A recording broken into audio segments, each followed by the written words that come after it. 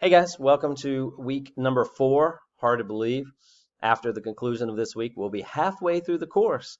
As I mentioned early on, this course moves by fast, and so I hope that you're doing well and you're enjoying the course, learning some new information, material to help you in your personal career as well as academic life.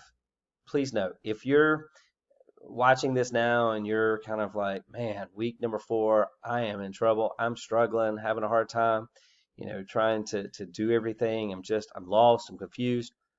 Email me. Let's set up a time where you and I can get on a Zoom and we can talk and we can work through some things. Every single one of you can do this. You have what it takes. Sometimes we get overwhelmed because mismanagement of priorities. We have problems with procrastination. I'm here to help you. That's my goal, and I want to see all of you succeed. So if you have questions, don't hesitate to reach out for me. Now, this week, it's so important that you watch this video because there's a couple of things I really, really need to tell you to help you be successful. So I'm going to jump right into it. And the first is you have a discussion forum this week. Your initial is due on Thursday. You have replies that are due on Sunday. But let's look at the instructions. The first thing you're going to do is I want you to think of a current issue that you're interested in. It cannot be what you're writing your paper on. You cannot do that.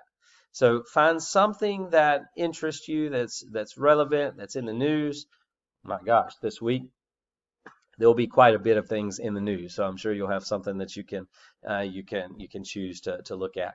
After you choose that issue, I want you to go and do a topic search. Use Google, and I want you just to find 3 different websites that are focused on that particular issue. Vary them. Don't just do a Fox and a CNN, but look at different areas, different types of things. Maybe it's a newspaper article, and then it's a website news organization, or maybe it's a blog, whatever it might be. And then I want you to look at the sources and take note of their key features. Who wrote it? Why are they writing it? What's the main point? Is it credible? Is it reputable? Is it based on evidence, or is it just free flowing, free thinking? And then I want you to be able to talk about why is something credible. Think about your textbook, thinking about other things you've studied. What makes it credible? Why can you direct somebody to this website and say, hey, if you read this, it's the truth. It's straight up, telling what's going on. So you want to compare. What did you notice? What did you not notice? What's good? What's bad? Talk about which one you think is most reliable and why. So 3 different websites. Notice you're not really focusing as much on the issue, but how people address the issue, and you want to point that out in your writings. And then you'll reply to your 2 classmates. So that's for your discussion forum. Number 4.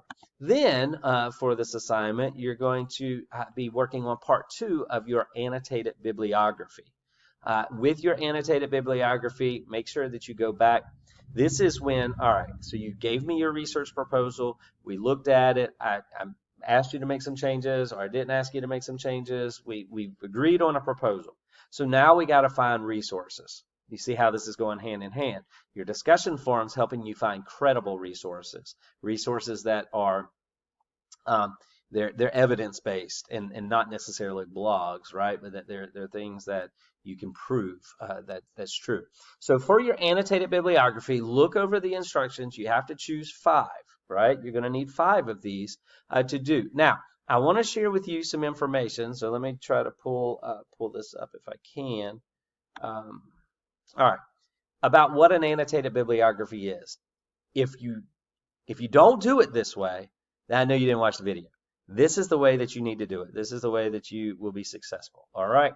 So annotated bibliography has 2 components for each one. First, you're going to have your source. That's your material. That's your article, your website, whatever it might be. And then directly underneath that is an annotation. That's when you're describing what it is, the specific characteristics of that annotation. So it's going to be alphabetized. Make sure you do that. And it's basically a works cited page. Now, you can use APA or you can use MLA. It doesn't matter to me. I use APA, but I'm fine with you doing MLA if you want to. If you need help with citations and how to format MLA or APA, type in Purdue OWL citations, and it's perfect illustration on how to do it.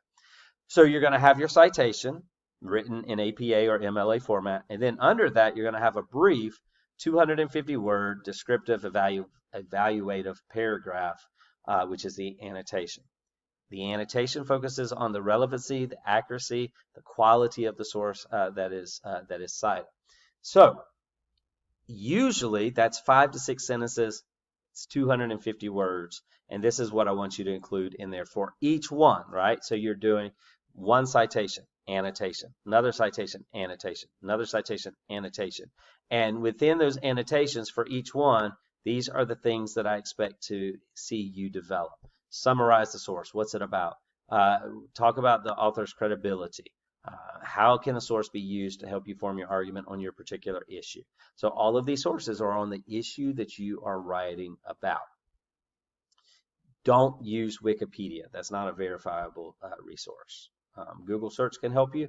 There's also this thing called Google Scholar. You can use that as well, or NC Live, which the college offers. Now, let me give you some guidelines for a good annotation and a bad annotation.